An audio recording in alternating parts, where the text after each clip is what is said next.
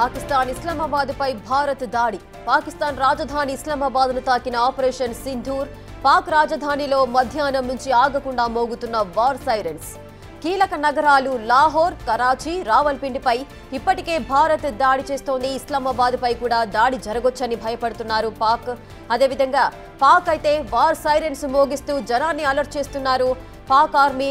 ఇక పట్టపగలే జరుగుతున్న దాడులతో పాకిస్తాన్ సైన్యం బెంబెలెత్తిపోతున్నారు. నిన్న రాత్రి మనపైకి మిసైల్స్, డ్రోన్స్ ప్రయోగించారు పాక్ సైన్యం. S-400 డిఫెన్స్ సిస్టమ్స్ తో పాక్ దాడిని తిప్పికొట్టారు భారత్. ఇక పాక్ దాడికి ప్రతి దాడి చేస్తుంది భారత్. ఉదయం నుంచి పాక్ ఆర్మీ హెడ్ క్వార్టర్స్ లక్ష్యంగా నాన్ స్టాప్ గా భారత్ డ్రోన్ దాడులు జరుగుతున్నాయి. లాహోర్ ఎయిర్ డిఫెన్స్ సిస్టమ్ ను ధ్వంసం చేసింది భారత్.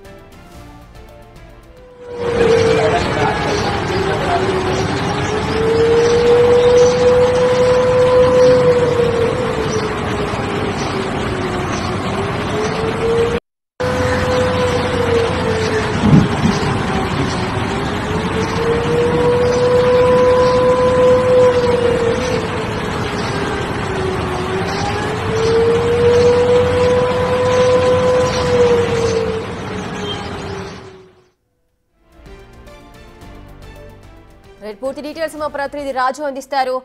రాజు, పాకిస్తాన్ లో ఇస్లామాబాద్ లో అయితే వార్ సైరన్స్ మోగుతున్నాయి. పాకిస్తాన్ ను గుక్క తిప్పుకోనియకుండా భారత్ అయితే దెబ్బ మీద దెబ్బ కొడుతూనే ఉంది. ఇప్పటికైనా వారికి ఒక బుద్ధొచ్చే అవకాశాలు ఉన్నాయా? మార్నింగ్ నుంచి కూడా కంటిన్యూగా వార్ సైరన్ పాకిస్తాన్లో, ముఖ్యంగా పాకిస్తాన్ రాజధాని ఇస్లామాబాద్లో కంటిన్యూగా ఉన్నటువంటి పరిస్థితి కనిపిస్తుంది. ఇప్పటికీ ఇస్లామాబాద్ మీద దాడి చేస్తుంది భారత్ అనే భయం అయితే పాక్ ఆర్మీకి, మొత్తం ప్రభుత్వానికి కూడా పట్టుకున్నటువంటిది అయితే ఉంది. ఎందుకంటే ఇప్పటికే కీలక నగరాలుగా ఉన్నటువంటి లాహోర్, రావల్పిండి, కరాచీ లాంటి నగరాల మీద ఇప్పటికే భారత్ దాడి చేసినటువంటి నేపథ్యంలో ఇప్పుడు రాజధాని మీద కూడా దాడి చేస్తే ఖచ్చితంగా అటు ప్రభుత్వానికి, అంటే ముఖ్యంగా పాక్ దేశానికి సంబంధించి ఇదొక అవమానంగానే ఉంటుంది. ఇప్పటికీ దాదాపుగా 100 మందికి పైనే ఉగ్రవాదులు చనిపోయారు భారత్ చేసినటువంటి దాడుల్లో. సామాన్య ప్రజలు ఎవరో కూడా చనిపోలేదని రక్షణ మంత్రి రాజ్నాథ్ సింగ్ ప్రకటించినటువంటి నేపథ్యంలో ఉదయం నుంచి కూడా ఆ స్టెప్, అంటే ఆ దశల వారీగా సైరన్లు మోగిస్తూనే ఉన్నారు. ఇప్పటికే కీలక నగరాల మీద కంటిన్యూగా భారత్ దాడి చేస్తూనే ఉంది. ఆ నగరాలన్నిటికీ సంబంధించినటువంటి ఉగ్రవాద స్థావరాల మీద కూడా దాడి చేస్తున్నటువంటి పరిస్థితి అయితే ఉంది. ఈ నేపథ్యంలో తమ పౌరులతో పాటుగా మొత్తము ఆ నగరాలను కాపాడుకోవాల్సినటువంటి బాధ్యత. నిన్న రాత్రి కూడా అటు మిసైల్స్, అదేవిధంగా డ్రోన్స్తో భారత్ మీద దాడి చేసే ప్రయత్నం అయితే పాక్ చేసింది. అయితే S-400 సిస్టమ్తో భారత్ అయితే వాటినన్నింటినీ కూడా తిప్పికొట్టినటువంటి పరిస్థితి అయితే కనిపిస్తుంది. ఇప్పటికే ఆ లాహోర్కి సంబంధించి అవి ముఖ్యంగా చూస్తే లాహోర్లో ఉన్నటువంటి ఎయిర్ డిఫెన్స్ సిస్టమ్ను కూడా భారత్ ధ్వంసం చేసినటువంటిది ప్రస్తుతం మనకైతే అందుతున్నటువంటి సమాచారం అయితే ఉంది. పాక్లో ఉన్నటువంటి కీలకమైనటువంటి నగరాల మీద దాడులు కంటిన్యూగా భారత్ చేస్తున్నటువంటి పరిస్థితి అయితే ఉంది. ఊపిరాడకుండా ఉన్నటువంటి నేపథ్యంలో ఇప్పుడు పాక్ కూడా దిక్కుతోచినటువంటి పరిస్థితి అయితే ఉంది. దీనికి తోడు అగ్రరాజ్యమైనటువంటి అమెరికా కూడా తమ దేశ పౌరులను, ఎంబసీకి సంబంధించినటువంటి వాటిని కూడా మొత్తం అంతా కూడా అక్కడి నుంచి క్లియర్ చేసుకుని అమెరికాకు తిరిగి రావాలనే ఆదేశాలు ఇచ్చినట్లుగా మనకైతే సమాచారం అందుతుంది. ఇప్పుడు కీలకంగా ఉన్నటువంటి, అంటే ఇప్పుడు పెద్దన పాత్ర పోషిస్తున్నటువంటి అమెరికానే తమ దేశ పౌరుల్ని యుద్ధం కమ్ముకున్నటువంటి నేపథ్యంలో పాక్ నుంచి తిరిగి తమ దేశానికి రావాలని ఒక ఆదేశాలు ఇస్తున్నటువంటి నేపథ్యంలో ఇతర దేశాలు కీలకంగా ఉన్నటువంటి యూకే కానీ, అదేవిధంగా ముఖ్యంగా ఫ్రాన్స్, ఇతర దేశాలన్నీ కూడా పాక్లో ఉన్నటువంటి తమ దేశ పౌరులందరినీ కూడా వెనక్కి పిలిచే అవకాశం అయితే కనిపిస్తుంది. యుద్ధ మేఘాలు క్షణక్షణం కమ్ముకుంటూ వస్తున్నటువంటిది అయితే మనం చూస్తున్నాం. 2 రోజుల క్రితం దాదాపుగా అర్ధరాత్రి సమయంలో భారత్ 9 చోట్ల దాడులు చేసినప్పుడే పాకిస్తాన్ పని సగము, అంటే అవి ఊహించిన విధంగా దాడులు చేసినటువంటి నేపథ్యంలో పాక్ ఏం చేయాలో దిక్కుతోచినటువంటి పరిస్థితిలో ఉంది. ఇప్పటికే పాక్ ఆర్మీ కానీ, పాక్ ఆర్మీ హెడ్ క్వార్టర్స్ని కూడా దాడులు చేయడానికి ప్రస్తుతం అయితే భారత్ సంసిద్ధమైనటువంటిది అయితే ఉంది. ఎప్పుడు ఎక్కడి నుంచి మిసైల్ దాడి జరుగుతుందో అర్థం కానటువంటి పరిస్థితి అయితే పాక్ ఉన్నటువంటిది అయితే ఉంది. ప్రస్తుతం పాకిస్తాన్ రాజధాని ఇస్లామాబాద్లో కూడా దాడులు జరుగుతాయనేది ఇప్పటికీ ఆ పాక్ ప్రభుత్వానికి, అదేవిధంగా పాక్ ఆర్మీకి సమాచారం ఉన్నటువంటి నేపథ్యంలో దిక్కుతోచినటువంటి పరిస్థితి అయితే ఉంది. ఉదయం నుంచి తమ పౌరుల్ని మొత్తం అందరినీ కూడా అలర్ట్ చేయడం కోసం సైరన్స్ అయితే మోగిస్తున్నటువంటిది అయితే ఉంది. ఇలా కంటిన్యూగా సైరన్ మోగించడం, కొంత గ్యాప్ తీసుకుని మళ్ళీ ఆ సైరన్ సైరన్స్ అయితే మోగించి అలర్ట్ చేస్తున్నటువంటి పరిస్థితి అయితే కనిపిస్తుంది. అయితే భారత్ వైపు నుంచి ఏ వైపు నుంచి దాడులు జరుగుతాయి, మిసైల్ దాడులు అవుతున్నాయి ఒక పక్కన, మరో పక్కన డ్రోన్స్తో దాడులు చేస్తున్నటువంటి పరిస్థితి అయితే ఉంది.